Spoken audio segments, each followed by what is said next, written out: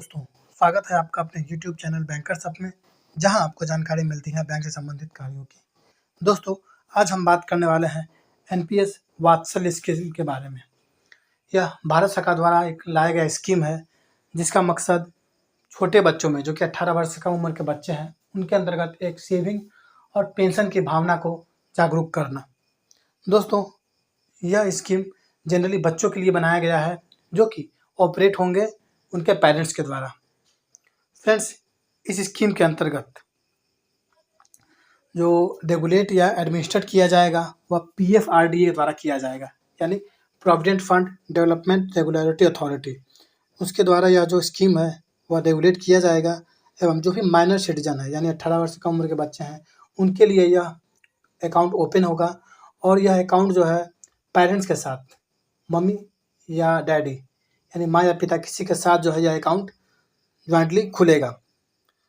Account जो होगा वह माइनर के नाम पर होगा और जो बेनिफिशियरी होगा इस अकाउंट में वह माइनर होगा। अकाउंट कहाँ ओपन हो सकता है? तो दोस्तों, यह जो अकाउंट ओपन होगा वह किसी भी बैंक में जाकर के अकाउंट ओपन करा सकते हैं। इसके अलावा इंडियन पोस्ट में जाकर के आप अकाउंट ओपन करा सकते हैं, या फिर जो भी पेंशन रेगुलेटरी अथॉरिटी है वहाँ पे जाकर के आप अकाउंट ओपन करा सकते हैं। इसके अलावा ऑनलाइन सुविधा भी प्रदान की गई है, जिसके थ्रू जो है आप लिंक पे जाकर के अपना अकाउंट ओपन करा सकते हैं। डॉक्यूमेंट्स क्या क्या लगेंगे एनपीएस वात्सल्य के लिए? तो दोस्तों, डॉक्यूमेंट्स जो लगने वाले हैं वह केवाईसी डॉक्यूमेंट्स गार्जियन के, यानी Aadhaar card, driving licence, passport, voter card. अगर पॉपुलेशन रजिस्टर में नाम है तो वह चाहिए होगा। इसके अलावा जो भी माइनर है उनका डेट ऑफ बर्थ में अगर बर्थ सर्टिफिकेट है तो वह हो जाएगा। अगर वह नहीं है तो मैट्रिक का सर्टिफिकेट है वह हो जाएगा। स्कूल लिविंग सर्टिफिकेट है वह हो जाएगा। पैन पासपोर्ट कार्ड में यह रिक्वायरमेंट होगा बच्चे का। अगर बच्चा एनआरआई है तो ऐसी स्थिति में एनआरई या एनआरओ अकाउंट होना चाहिए। कंट्रीब्यूशन, अब बात करते हैं फ्रेंड्स कंट्रीब्यूशन की। तो मिनिमम कंट्रीब्यूशन जो होगा, यानी जिससे अकाउंट ओपन होगा, वह कम से कम 1000 रुपये से अकाउंट ओपन होगा। और इसके अलावा जो हर महीने आप कंट्रीब्यूशन डाल सकते हैं वह 1000 के मल्टीपल में डाल सकते हैं। दोस्तों, इसके मैक्सिमम लिमिट की कोई कैप अप नहीं है, कितना भी चाहे उतना पैसा डाल सकते हैं।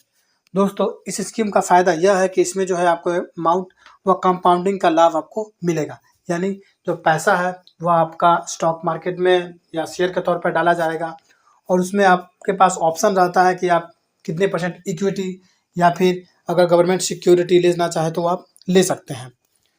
पेंशन फंड के अंतर्गत जो सिलेक्शन है फ्रेंड्स वह गार्जियन के ऊपर है। गार्जियन कोई भी पेंशन फंड जो है वह चुन सकता है। इसमें 3 प्रकार के चॉइसेस दिए गए हैं जो कि गार्जियन इसमें से चुन सकते हैं, जो कि आप देख सकते हैं यहाँ पर दिया गया है। मॉडरेट लाइफ साइकिल फंड जो कि डिफ़ॉल्ट चॉइस है, ऑटो चॉइस आपको करना होगा। गार्जियन किसी भी, जैसे फ्रेंड्स आप देख सकते हैं default choice moderate life cycle में 50% इक्विटी है, तो यानी कि यह आधी रिस्क के तौर पे है। जो भी इक्विटी है फ्रेंड्स वह थोड़ी रिस्की होती है। जो भी गवर्नमेंट सिक्योरिटी जो होती है वह 100% सिक्योर होती है। कॉर्पोरेट डेट 100% सिक्योर होती है। तो यह एक्टिव चॉइस में आपको दिख सकता है कि यानी कि अगर आप इक्विटी में करते हैं तो वहाँ रिस्क होता है, पैसा घट भी सकता है, बढ़ भी सकता है। वहीं अगर गवर्नमेंट सिक्योरिटीज़ में करेंगे या फिर कॉर्पोरेट डेब्ट में करेंगे तो रिस्क कम रहेगा, तो उस हिसाब से उसमें जो रिटर्न होगा रिटर्न भी कम होगा।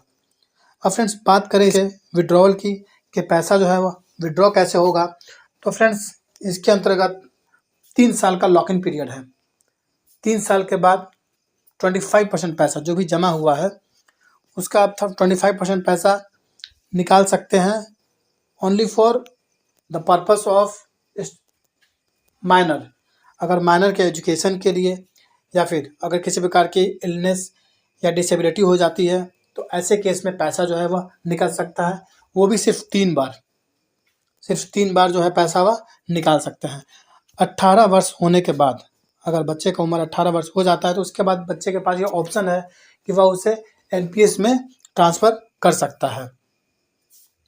अगर 2.5 लाख से कम कॉर्पस होता है सब मिला करके अमाउंट, यानी कि जो भी रिटर्न है और जो आपने जमा किया है, अगर ये सब मिला करके 2.5 लाख से कम होता है तो ऐसी स्थिति में जो पूरा पैसा है वह निकाला जा सकता है और लमसम अमाउंट लिया जा सकता है। अगर 2.5 लाख से ऊपर है तो ऐसी स्थिति में जो 80% पैसा है वह एनपीएस के तौर पर वापस चला जाएगा और 20% पैसा जो है वह लमसम के तौर पे 18 वर्ष के बाद निकाल सकता है।